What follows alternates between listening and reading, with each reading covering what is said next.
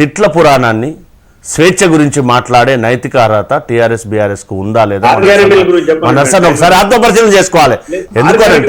ఎందుకు అనంటే మీరు మాట్లాడే నర్సన్న ప్లీజ్, ఎందుకు అనంటే కనీసం తెలంగాణ రాష్ట్రం ఏ విధంగా ఏర్పడాలి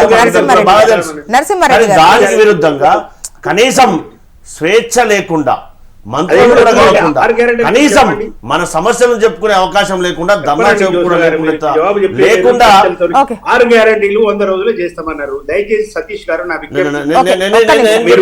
నేను ఆత్మపరిశీలన చేసుకోవాలని చెప్పిన ప్లీజ్ నేనేం చెప్తున్నా ఆత్మపరిశీలన చేసుకోవాలని చెప్పిన మీకు తెలుసు నాకు తెలుసు తెలంగాణ ఉద్యమకారులుగా నేనేం చెప్తున్నానంటే కనీసం తెలంగాణ రాష్ట్రంలో ధర్నాలు చేయకుండా ధర్నా చేకుని ఎత్తేసినటువంటి ఘనత లేదా దాంతో పాటుగా తెలంగాణ రాష్ట్రంలో ఆర్థిక పరిస్థితి ఏ విధంగా ఉండేనో దాన్ని చక్కదిద్దుకొని మేము అమలు చేస్తున్నటువంటి ఒకటే ఒక సూటి ప్రశ్న, తెలంగాణ రాష్ట్రం ఏ ట్యాగ్ లైన్ తోనైతే ఏర్పాటు చేయబడిందో ఉద్యోగాల నియామకాల్లో వాళ్ళు 10 సంవత్సరాలు అధికారంలో ఉన్నప్పుడు 9.5 సంవత్సరాలు ఎన్ని ఉద్యోగాలు ఏ విధంగా భర్తీ చేశారు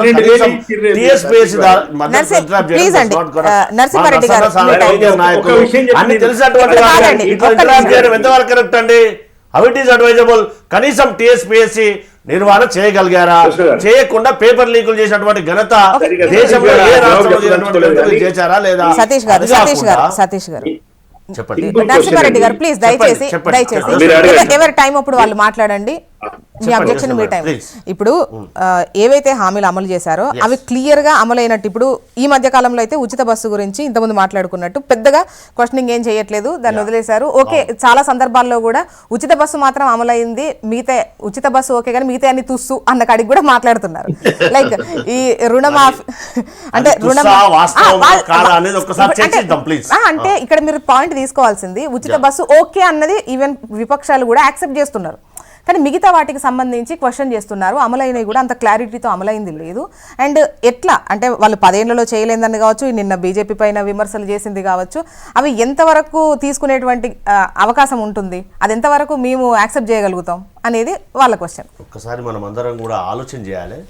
తెలంగాణ రాష్ట్రంలో ప్రజాప్రభుత్వం ఏర్పడిన తర్వాత 55,100 ఉద్యోగాలు భర్తీ చేశామా లేదా?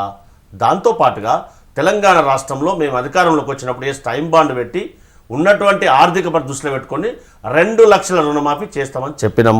దాంతోపాటు రైతు భరోసా ఇస్తామని చెప్పినాం. కానీ తెలంగాణ రాష్ట్రంలో ఇప్పటి వరకు దేశంలో ఏ రాష్ట్రం చేయనటువంటిగా 23,25,000 కోట్ల రూపాయలు రైతు రుణమాఫీ చేసినటువంటి ఘనత మాదా కాదా? రైతులలో 2 లక్షల వరకు రుణమాఫీ చేసినటువంటి ఘనత మాదా కాదా? ఒక్కసారి రైతు రుణమాఫీ చేసినటువంటి ఘనత మాదా కాదా? ఒక్కసారి వాస్తవాన్ని గ్రహించాలి కదా. దాంతో పాటుగా ఎవరైతే అట్టడుగు వర్గాల్లో ఉన్నటువంటి వారు ఎక్కడైతే యాక్సిడెంట్ జరిగితే కానీ ఏదైనా ఆరోగ్య సమస్య వచ్చినప్పుడు పడితే కానీ వారికి ఆరోగ్యశ్రీ 5 లక్షల నుంచి 10 లక్షల వరకు అన్ని హాస్పిటళ్లకు ఎవరైతే ఎలిజిబిలిటీ ఉన్నటువంటి హాస్పిటళ్లకు ఆరోగ్యశ్రీ కల్పించినటువంటి ఘనత మాదా కాదా? దాంతోపాటుగా మా నరేషన్ చెప్పినట్టుగా ఎస్సీ ఎస్టీ బీసీ ఈబీసీ విద్యార్థులకు రావాల్సినటువంటి స్కాలర్షిప్లు ఏవైతే రియంబర్స్మెంట్ ఏవైతే మా నర్సన్నకు కూడా బాగా తెలుసు, మా నరేషన్కి ఇంకా బాగా తెలుసు. గత ప్రభుత్వం పెండింగ్ పెట్టిపోతే ఈ ప్రభుత్వం చెల్లించాల్సిన అవసరం ఉంది. త్వరితగతిన చెల్లిస్తామని చెప్పి కూడా గౌరవ ముఖ్యమంత్రి గారు త్వరితగతిన చెల్లించాల్సిన అవసరం ఉంది. ఖచ్చితంగా చాలా ప్రామాణికంగా చర్చిస్తుంది ప్రభుత్వం, త్వరితగతిన చెల్లించే అవకాశం ఉంది. సో ఇది వాళ్ళ గంట మనం ఏం చేస్తాము? నరసింహారెడ్డి గారు చెప్పండి మీ పాయింట్. ఒకటే అండి, ఇప్పుడు సతీష్ గారు చెప్పినట్టు ఇప్పుడు రుణమాఫీ గురించి వారు ప్రస్తావించారు. ఫస్ట్ రేవంత్ రెడ్డి గారు మాట్లాడింది రుణమాఫీ గురించి. 42 లక్షల మంది 2 లక్షల లోపు రుణాలు తీసుకున్న వాళ్ళు తెలంగాణ రాష్ట్రంలో రైతులు ఉన్నారు. వారికి కావాల్సిన అమౌంట్ ఫస్ట్ వారు చెప్పింది 45,000 కోట్లు. తర్వాత క్యాబినెట్ డిసిషన్ 42 లక్షల మందికి ఇస్తున్నాము 31,000 కోట్లు అన్నారు. తర్వాత బడ్జెట్స్ అలకేట్ చేసింది 26,000 కోట్లు. ఇప్పుడు ఎంత మందికి ఇచ్చిన అనేది స్పష్టంగా మనకు తెలుస్తుంది.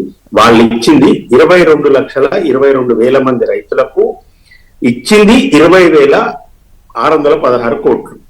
11,000 కోట్లు డైరెక్ట్ గా రైతులకు మీరు రుణమాఫీ చేయకుండా ఎగ్గొట్టి ఇక్కడ 22 లక్షల మందికి తీసుకుని 42 లక్షలకి 22 లక్షల మందికి ఇచ్చేసి రైతు రుణమాఫీ కంప్లీట్ అయిపోయిందని ప్రకటన చేసినారు. ఇది ఎంత అన్యాయం అండి? మీరు చెప్పిన సంఖ్య 42 అసలు అది కూడా మీ మొదటి నుంచి రేషన్ కార్డు ప్రామాణికంగా రైతు రుణమాఫీ అనేది లోపము ఇష్టం. బ్యాంకులు ఎట్లా రుణాలు ఇస్తాయంటే పాస్బుక్ చూసి రుణాలు ఇస్తాయి. పాస్బుక్ ప్రకారం ఇవ్వండి. అది కూడా ఎస్ఎల్బిసి లెవెల్ ఇచ్చిన లెక్కలే 31,000 కోట్లైనా 45,000 కోట్లైనా. ఇప్పుడు అమౌంట్ లేదని చెప్పేసి 31,000 కోట్లని డైరెక్ట్ 20,000 కోట్లు. ఇప్పుడు రైతులందరూ మొత్తుకొని బ్యాంకుల చుట్టూ నరేష్ గారు రైతు రుణమాఫీ కంప్లీట్ కాలేదు. క్లియర్ గా సూటిగా అడిగేసాయండి నరేష్ గారు. మేడం, నేను మిత్రుడు గౌరీ సతీష్ నేను ఒకటే అడుగుతున్నాను. మరి సరే ఇవి రైతు బంధు ఇవన్నీ సరే మన వాళ్ళందరూ మాట్లాడాము. గృహజ్యోతి ఏదైతే ఇండ్లు ఉన్నాయో ఇందిరమ్మ ఇల్లు, అరే కనీసము టిఆర్ఎస్ ప్రభుత్వము వాళ్ళు భయపడి ఇల్లు పంచలేకపోయారు, ఎవరికి ఇస్తే ఎవడు ఓటేడని. ఆ ఉన్న ఇళ్లను కూడా కట్టిన ఇళ్లను కూడా ఈ సంవత్సరం నేను మీరు పంచలేకపోతురే. ఇంత చేతగాని ప్రభుత్వం ఎక్కడైనా ఉన్నదా? అవన్నీ కిటికీలు అవన్నీ ఊడిపోతున్నాయి, చూస్తుంటే కనిపిస్తాయి. ఈ కనీసం మీరు కట్టిన ఇళ్లను కూడా పంపించలేదు. ఇక మీరు కొత్తగా ఇల్లు ఈరోజు పొంగులేటి శ్రీనివాస్ రెడ్డి గారు ఒక్క నిమిషమే, పొంగులేటి శ్రీనివాస్ రెడ్డి గారు ప్రతి ఒక్క కాన్ఫరెన్స్ కి 5,000 ఇండ్లు 4,000 ఇండ్లు దాకా కట్టిస్తామని ఏదో పేపర్ స్టేట్మెంట్ నిన్న ఇచ్చాడు. నేనన్నా ఉన్న ఇళ్ళనైతే ముందు పంచండి, ముందు ఉన్న పేదలకు పంచండి. సొంత నియోజకవర్గంలో సెక్షన్ ఎందుకుందండి? రాష్ట్ర శాంతి భద్రత ప్రభుత్వం ప్రజాధనంతో నిర్మించినటువంటి ఇల్లు ఏవైతే ఉన్నాయో వాటిని ఈ రోజే హైదరాబాద్ లో పంచే కార్యక్రమం 9 గంటలకు ఉంది. గౌరవ గృహ మంత్రి గారు మరియు హైదరాబాద్ జిల్లా మంత్రులు నియోజకవర్గ ఇన్ఛార్జ్ అందరితో కూడా ఇప్పుడే 9 గంటలకు ఆ కార్యక్రమం ఉంది. దాంతోపాటుగా ఎవరైతే రైతు రుణమాఫీ కానటువంటి రైతులకు రేషన్ కార్డు ప్రామాణికం కాదు, వారి యొక్క రైతు పాస్బుక్ మాత్రమే ప్రామాణికం అనేది మనం రేషన్ కార్డు అనేది ప్రామాణికం కాదు. దయచేసి రేషన్ కార్డు ప్రామాణికం కాదు. సతీష్ గారు చెప్పేప్పుడు అందులో రేషన్ కార్డు ప్రామాణికంగా చెప్పారు. ఏ అధికారైనా చూసి వాటిని చూసే ఫాలో అయిపోతారు. జ్యోత్స్న మేడం గారు గైడ్ లైన్స్ చాలా స్పష్టంగా ఉన్నాయి. మండల స్థాయిలో ఉన్నటువంటి అగ్రికల్చర్ ఆఫీసర్లకి పాస్బుక్ కలిగి ఉండాలి, వారు లోన్ తీసుకొని అయి ఉండాలి, ఏదన్నా జాతీయ బ్యాంకుతో తీసుకొని ఉండాలా. ఖచ్చితంగా ఆ లోన్ ను ప్రభుత్వము మాఫీ చేసే అవకాశం ఉంది. ఒక్కసారి ఎక్కువ ఇద్దరున్నా, ముగ్గురున్నా, నలుగురున్నా, ఎంతమంది 100% అవుతుంది. ఎందుకనంటే ఉన్నటువంటి ఆర్థిక పరిస్థితుల దృష్ట్యా ఏముందో పరిస్థితి మనందరికి కూడా తెలుసు. కానీ బీఆర్ఎస్ వాళ్ళు మాట్లాడే ముందు ఒక్కసారి ఆత్మపరిచయం చేసుకోండి. ఎందుకంటే 5 సంవత్సరాలకోనే వాళ్ళు 1,00,000 రూపాయలు రుణమాఫీ చేయడానికి ఎన్ని ప్రదర్శనలు చేసి రైతులు 1,00,000 రుణమాఫీ అనేది 2 లక్షల వరకు ఎంతవరకు పోయిందో లేదో ఒక్కసారి మాట్లాడే ముందు ఆత్మపరిచయం చేసుకోవాలి కదా. అది తెలియకుండా మాట్లాడితే గురిగింజ నలుపు తెలిపట్టు వ్యవహరిస్తే ఎవరు మేము చేస్తామండి? అది వాస్తవానికి గ్రహించాలి కదా. ఒక కుటుంబంలో ఇద్దరుకుంటే అవుతున్నాయా? అవ్వవు కదా.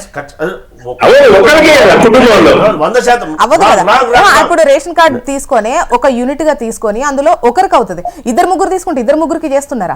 ఒక కుటుంబంలో ఇద్దరు తీసుకున్నా, ముగ్గురు తీసుకున్నా ఖచ్చితంగా ఏవైతే బకాయిలు ఉన్నాయో